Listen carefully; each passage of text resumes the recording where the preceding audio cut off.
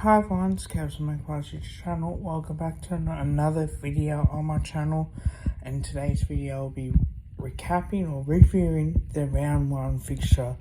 If you are returning Kevin from my class, welcome, like, comment, share. If you're new to the channel, watch this for the first time, like, comment, share and subscribe. Can Carlton make it 2 wins and 0 losses, or would the Tigers respond after losing to the Suns? Can Collingwood make it 1 win, 1 loss, or will the Swans make it 2 wins, and beat Collingwood at the MCG as an interstate team since 2021? Can the Bombers get their first win on the board, or the young Hawks and injury Hawks get the job done? Can the Giants make it 2-0, or will Alistair Clarkson's North Melbourne get the job done at Egan Stadium? Can the Cats get their first win at GMHBA Stadium, or can St Kilda break the drought? Can the Gold Coast Suns get the job done at People's First Stadium, or will the Crows start their season off knocking off the Suns for the first time this year?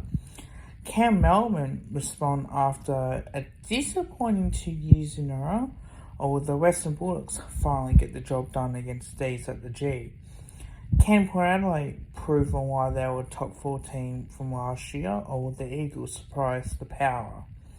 Can the Dockers continue on their form against the Brisbane Lions, or can the Brisbane Lions make it 1 win, 1 loss?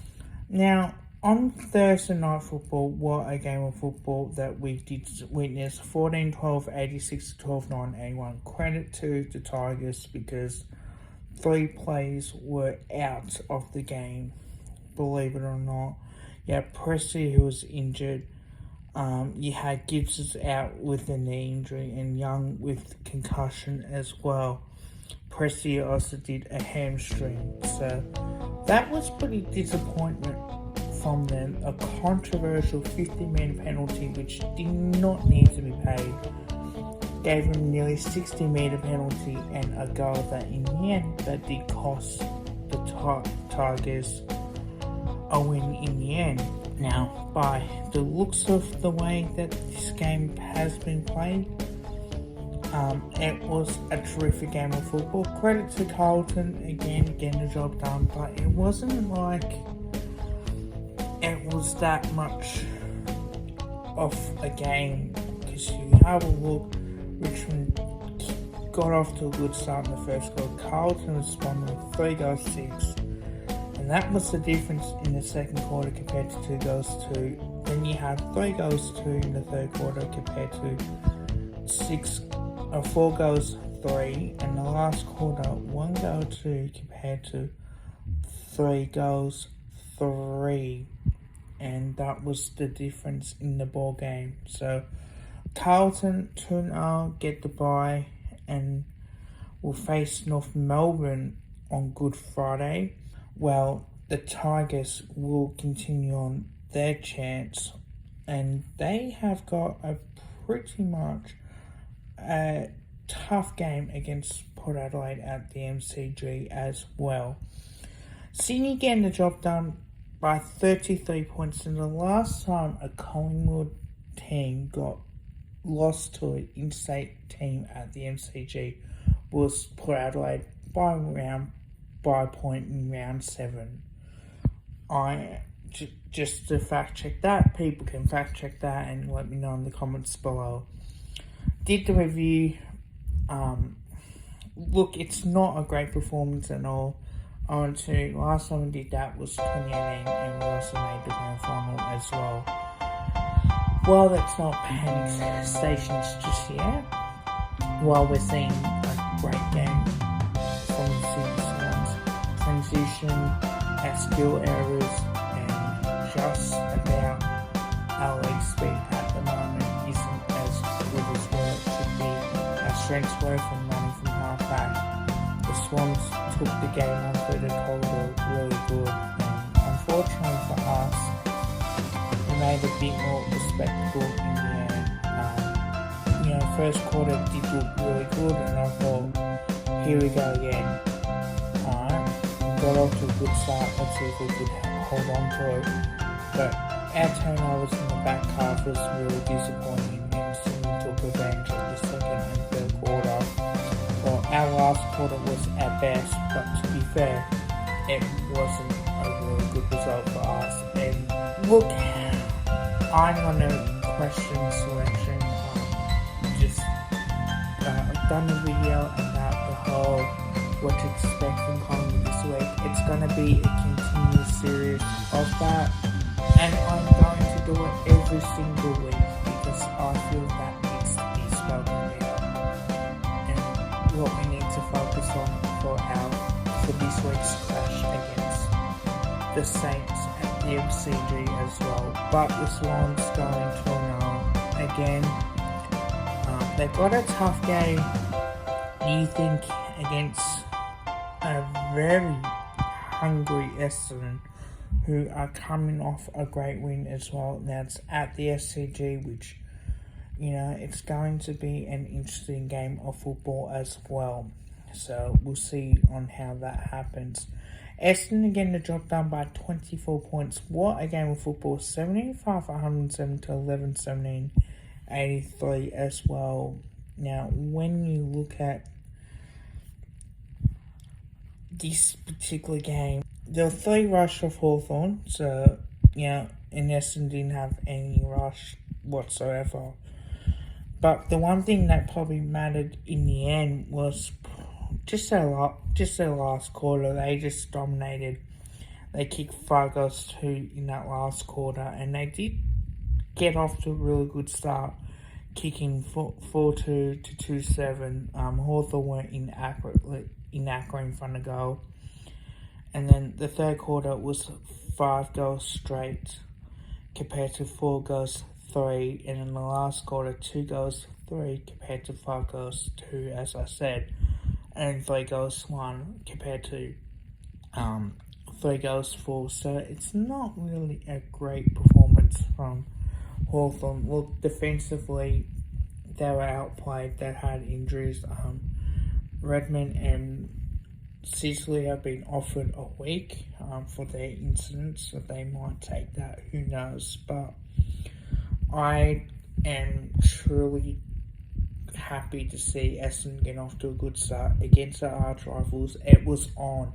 Like, you saw the spiteful stuff that came out of it, and that's something that I love. And I love to see that more often as well against arch rivals as well. So that's one way for me that I look at it. Giants getting the job done by 39 points now. 79-121 to 13-4-82 now. North Melbourne second quarter, a 6 goal straight quarter compared to 6 goals 4.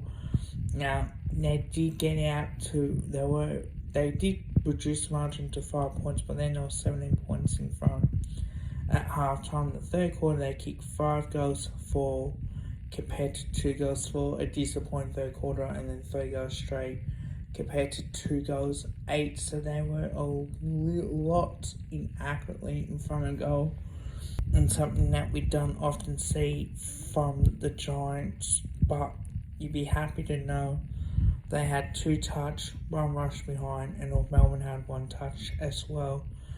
They did not get the lead. The biggest lead was 46 points. They did reduce that. Credit to the way North Melbourne did play, and their kids looked really good as well. So you've got to be happy with the way that these kids are, because North Melbourne have got a lot. You've got Paul Curtis there as well doing what he does. Trent Zerry, he kicked a goal with his 18 disposals, 9 yards. With Davis in the he had 21 disposals as well. Kobe McKercher had 22 disposals as well. Bailey Scott had 23. Tom Howell had 26 as well. Zach Fisher had 21. Wardlaw had 17. Zerha kicked 1 goal 1 from his 17 disposals. Stevens had 14. Stevenson kicked 2 goals straight in 10 disposals. And Nick Larkey kicked 3 goals 1 as well. And Zane Dersman kicked 2 goals, 1 as well from his 10 disposals. So they look really good there, North Melbourne. And Jason Gota, who did a good job, 10 disposals, absolutely restricted Toby Green, who, mind you, didn't dominate like he probably would have liked, but he kicked 4 behinds and he had 21 disposals. So even though he did get into the game as well, but it wasn't like a normal performance. Now, St Kilda played really well against the Cats. Unfortunately, Geelong 10-16, 76-9, 14-68. Again, inaccurate goal kicking from both teams. In the end, 4 goals 5 compared to 4 goals 3. Now, if they had kicked a little bit more accurately in front to goal, St Kilda, then it would be a different story. But the third quarter was 1 goal 3 compared to 6 behind. So they absolutely kept in goals. The second quarter, 4 goals 4 compared to 3 goals 1. And that is a huge difference in the end. But those are the same standard wave. If you're a St Kilda fan right now, you should be enjoying this performance and really having a look on see on what these two teams are doing as well. The Gold Coast Suns got the job done by 6 points. Now, while we had a very good lead for the Suns, they were 36 points in front, and it looked like maybe in that last quarter that the Suns were going to run away with the game. But after 1 goal 3 in the last quarter compared to 5 goals 2, unbelievable performance. They were outplayed for 3.5 quarters. The last quarter, Adelaide were coming and came pretty hard indeed. And when you look at the 3 rush behinds compared to 2 and then 1 touch, it was such a great game as well from the Gold Coast Suns. And one thing that you do see, Noah Anderson having 35 disposals, he does look like the goods for me.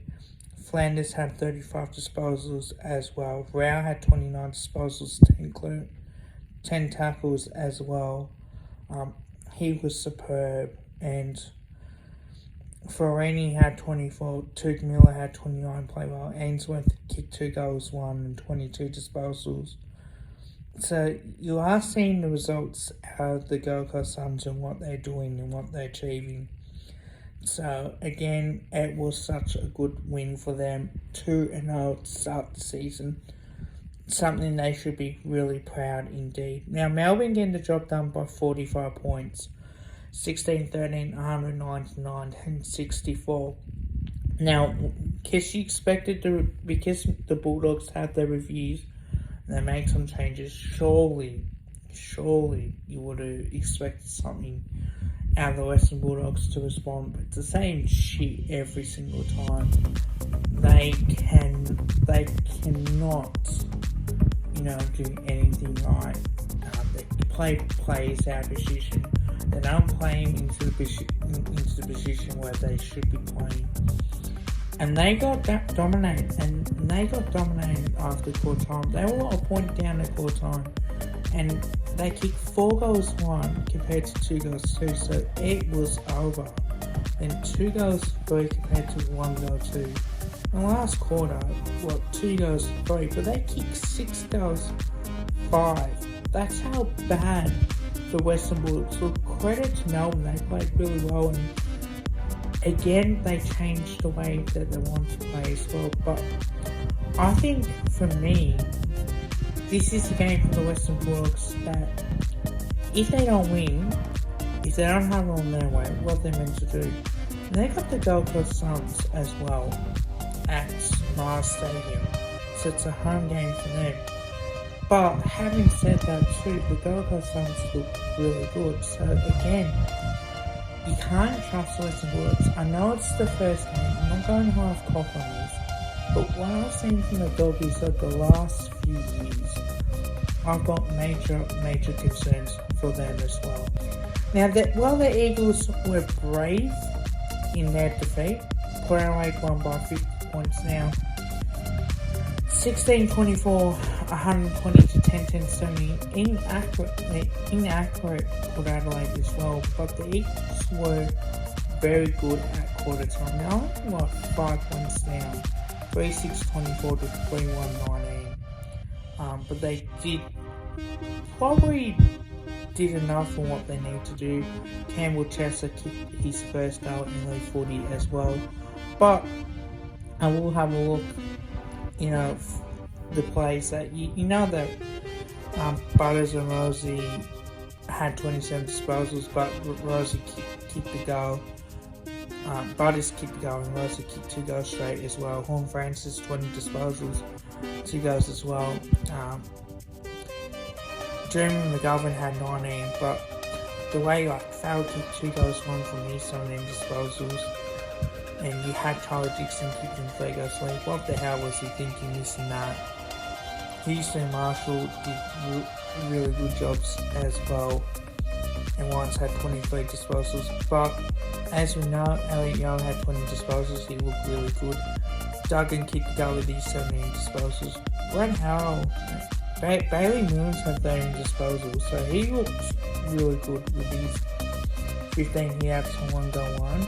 But Bradley Ho had 15 disposals as well, so he looked really good in what he was able to achieve. But having said that, Harley Reid had 16 disposals. Again, he's going to be a star.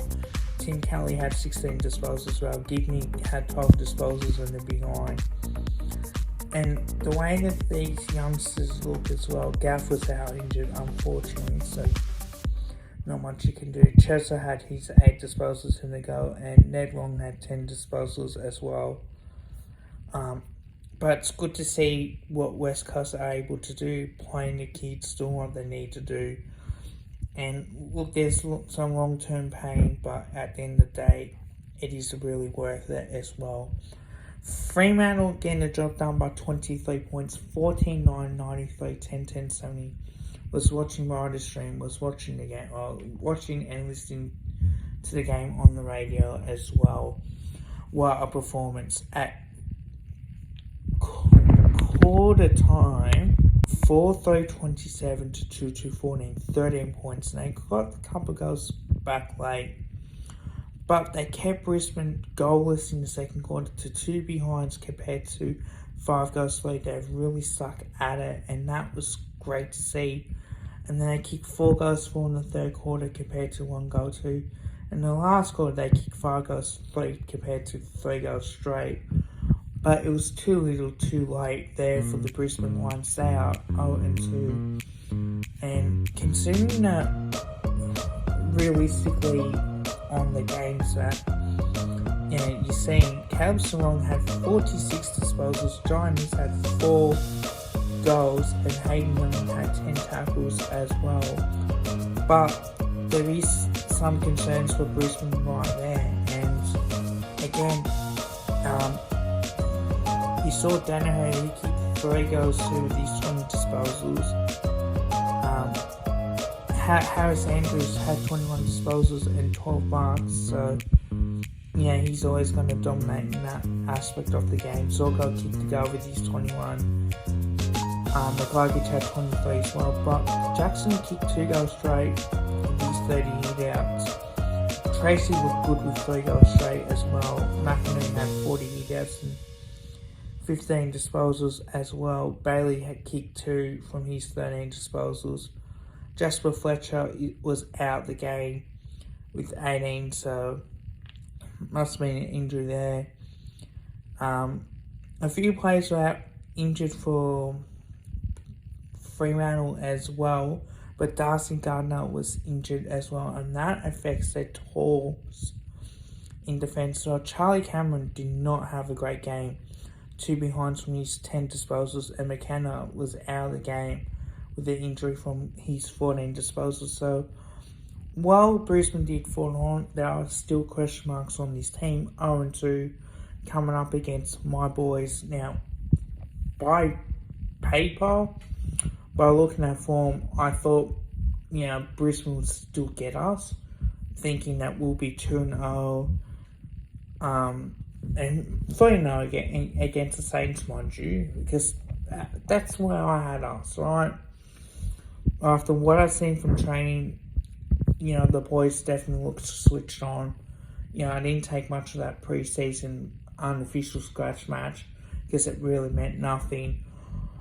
But it's a big game for us against the Saints. But it's going to be a bigger game for the Brisbane Lions because we don't want to be 0-3. St Kilda don't want to be 0-2 as well.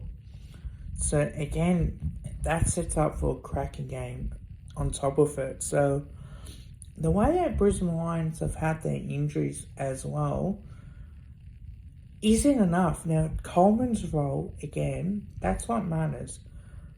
You have Connor McKenna, unfortunately, he's out injured. So he would have suited that Coleman role really well. He doesn't use the ball really well. But now Brisbane are under a lot of pressure being 0-2. Now, that's when it's going to come down to as well. But you definitely see what's going to happen on top of it.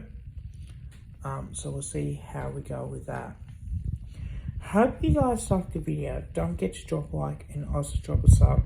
But until next time, go the Mighty Pies, and I'll see you back in another video.